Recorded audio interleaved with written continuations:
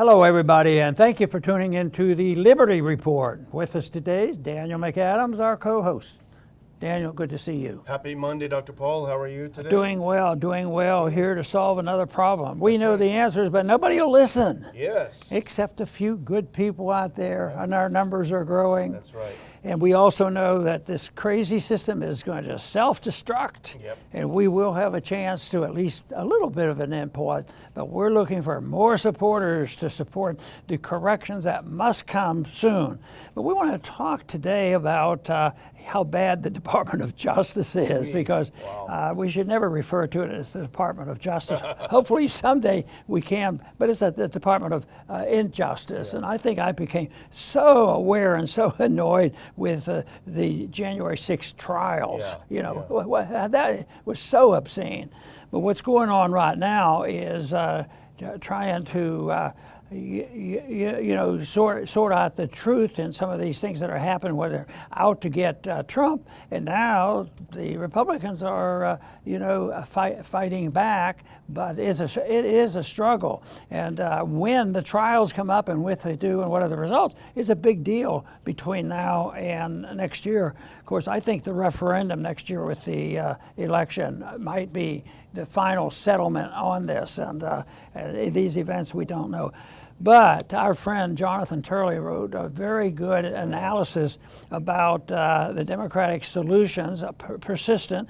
Garland, who's sort of losing credibility. I think Jonathan actually said that, he supported Weiss at one time, and he was sort of apologetic about it. Yeah. But Garland had enough reputation to get as far as he got, but he's going downhill. And Jonathan writes a real nice article, important article, explaining the situation here and how foolish the whole thing is by appointing Weiss. Yeah. I mean, you talk about the fox in protecting the hen house. I mean, he should be the last person in the world, and I think this might be a breaking point in the sense that, the Republicans have to get energized, but, the wheels of justice seems to go smoothly. The illegal wheels of injustice seem to go much quicker than trying to get the justice system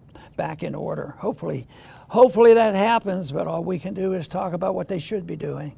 Yeah, the appointment is astonishing of David Weiss. I mean, it is so in your face. It's basically Merrick Garland giving the middle finger to America because it's so in your face. This is a guy who's been discredited the entire time. I wanted to put up that first clip because this is Jonathan's piece, and it's definitely worth a look. And he makes a reference to the famous 1919 fixing of the World Series, and I think that's appropriate. It's a very clever hook for the article. But nevertheless, if you go to the next one, he's pointing out this David Weiss. First of all, he had all the authority before, supposedly, to be a special prosecutor for this. But he said, by appointing him, it was so in your face, because it said in the 5 years that he was doing his investigation, which, as Turley points out, was trashed by whistleblowers. They say the investigation was fixed from the outset. The whole thing was fake. They were prevented from asking any questions about Joe Biden. They were obstructed in any effort to pursue questions and compromised by tip-offs to the Biden team on planned searches. And actually something just came out about a tip-off to the Biden camp on a coming search. And he also said this is the same Weiss who allowed the statute of limitations to run out on some of the major offenses, even though he knew they were running out. He allowed it to run out. Yes, and there's a lot of objection, and there's public discourse on this. But right now, I think we're at a cross point where something has to be decided on which way we're going to go. But of course, Jonathan's conclusion is he makes the case, for impeachment in order for the Republicans to be able to, on the Weiss deal, to be able to talk about and inquire about things that should have never happened if you'd have had an honest Justice Department, but they're not going to pay any attention. So, and I think it's been going back and forth, and I certainly at the beginning saw that why do we need another political event? They're not going to really impeach Biden, and why have that?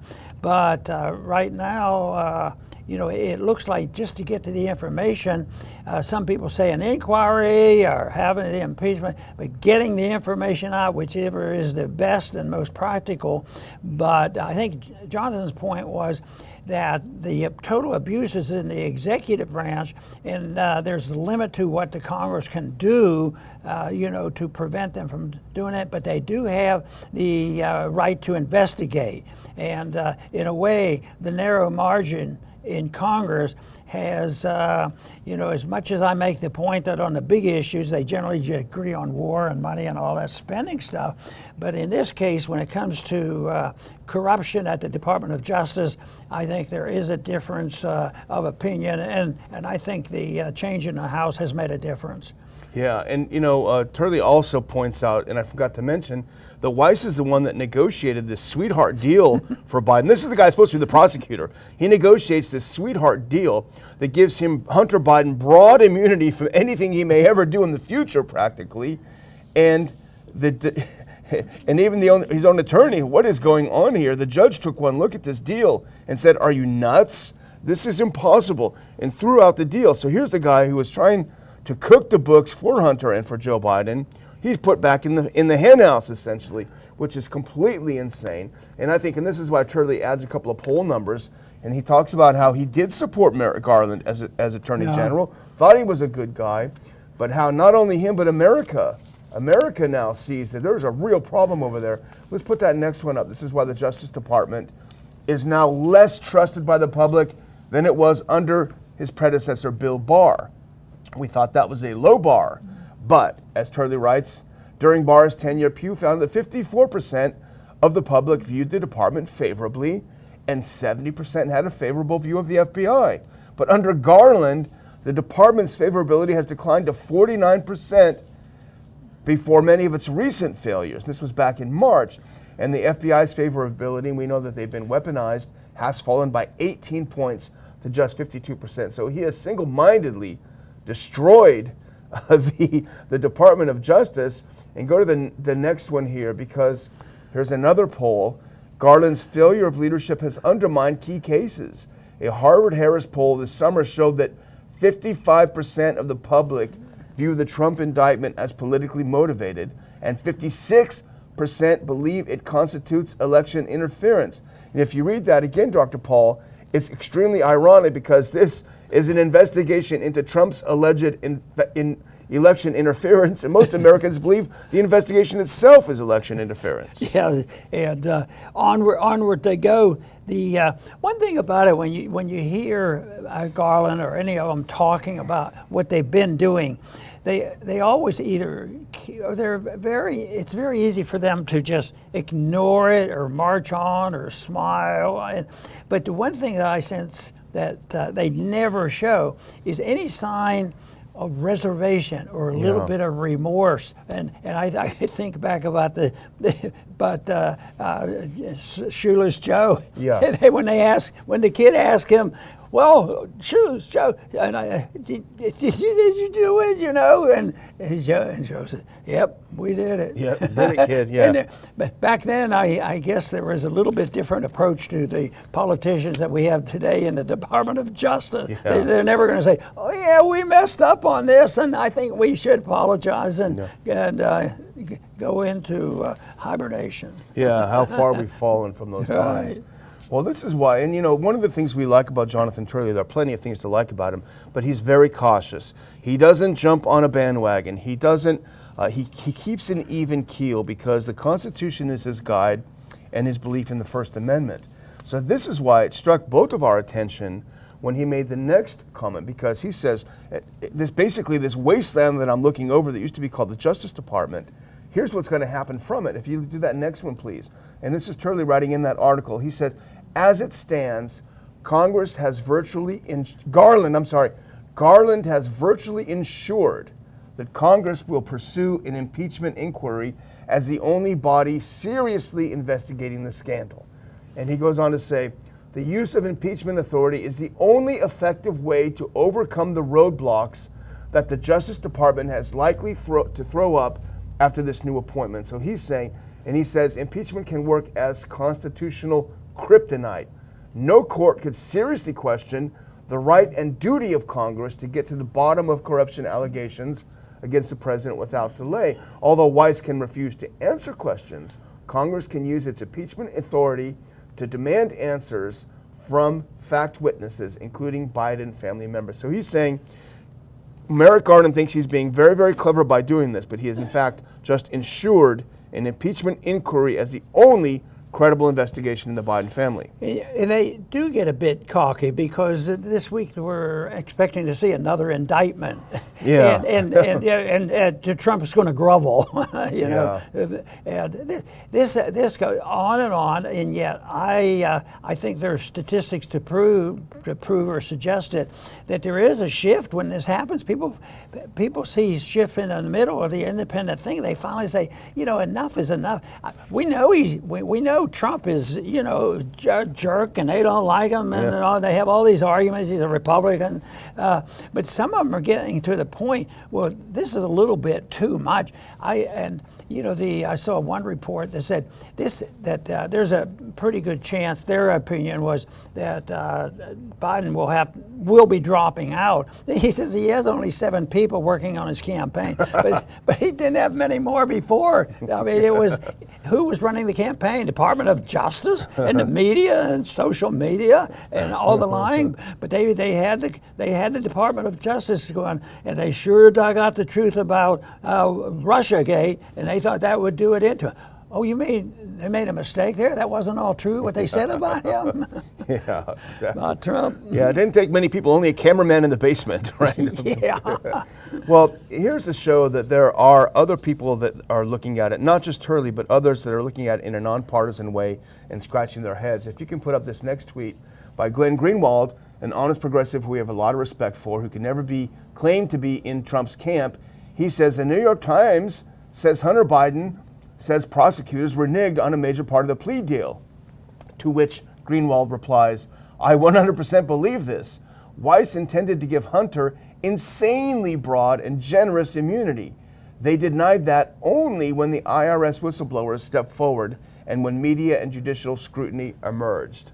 So yeah, he's saying, yeah, that did happen. That did happen. They reneged on it because it was crazy. Do you think it was purity of protecting the integrity of the IRS that they came for? I'd hate to think that, because they look like they've had it and they want to tell the truth about it. So I would be more optimistic than that. But anyway, it is a disgrace, really. Yeah. Well, I wanted to play a little clip. This is from Oversight Committee Chairman Comer, and he lays down a pretty good explanation of what his approach is going to be.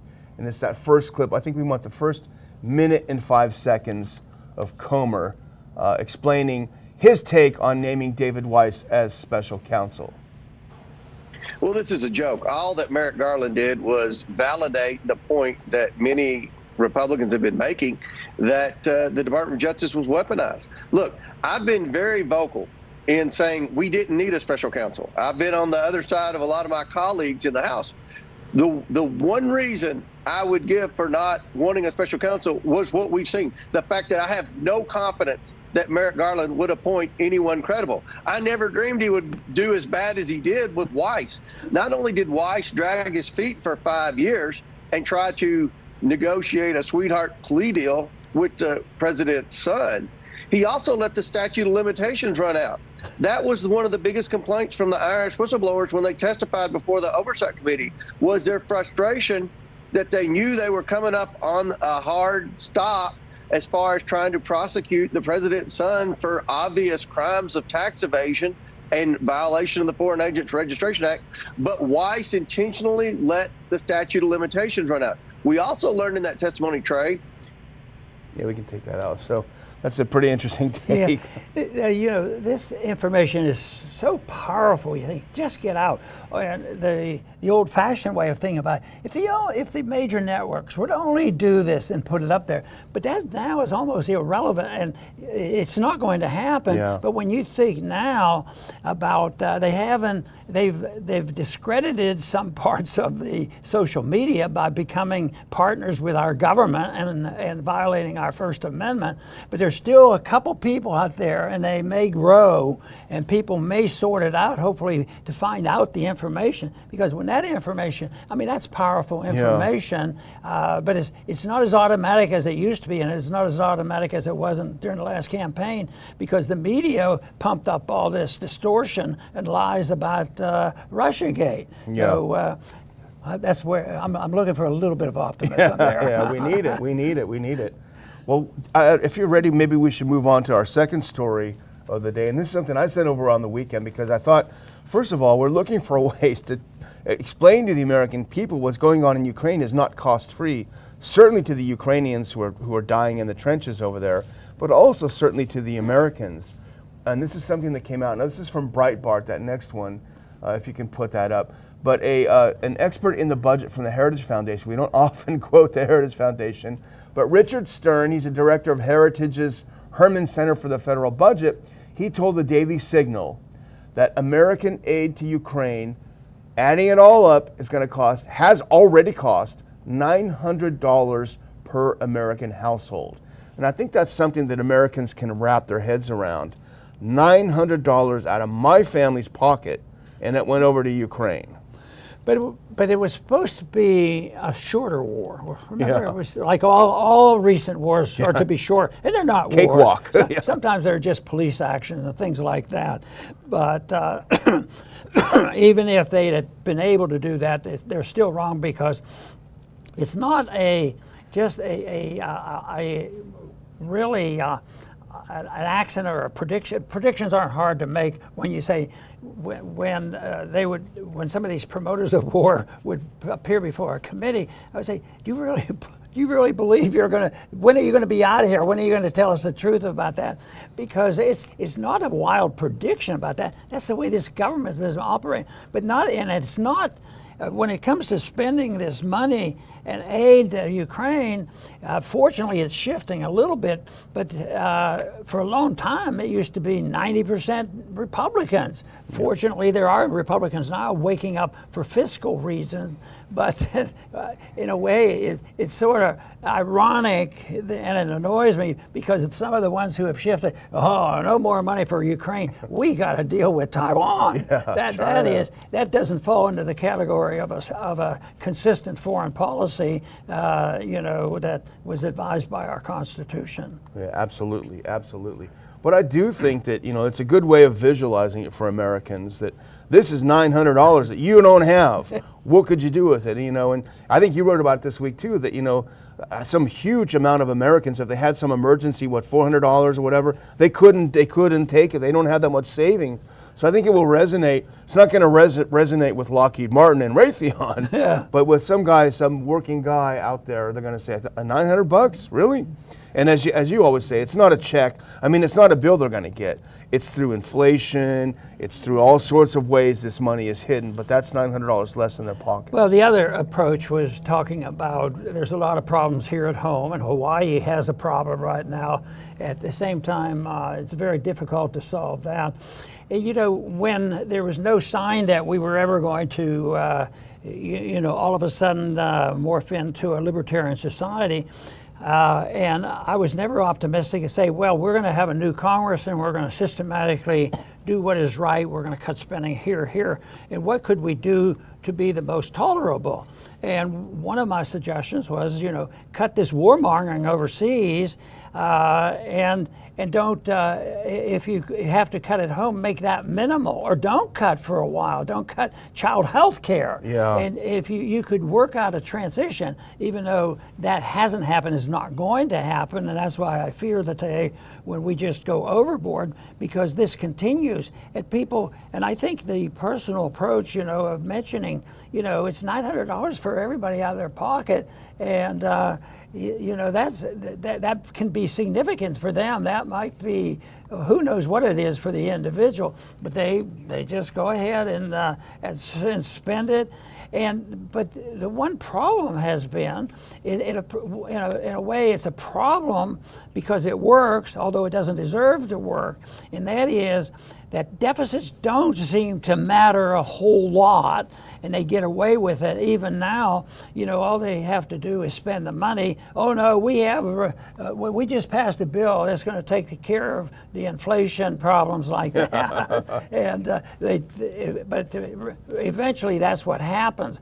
But the spending is just atrocious what's happening, and the value, what the limitation is going to be on all these all these fights, the Department of Justice and Ukraine and helping people and having a sensible thing, will be the restraint, will be the value of the dollar, where there'll be a loss of a confidence of the dollars.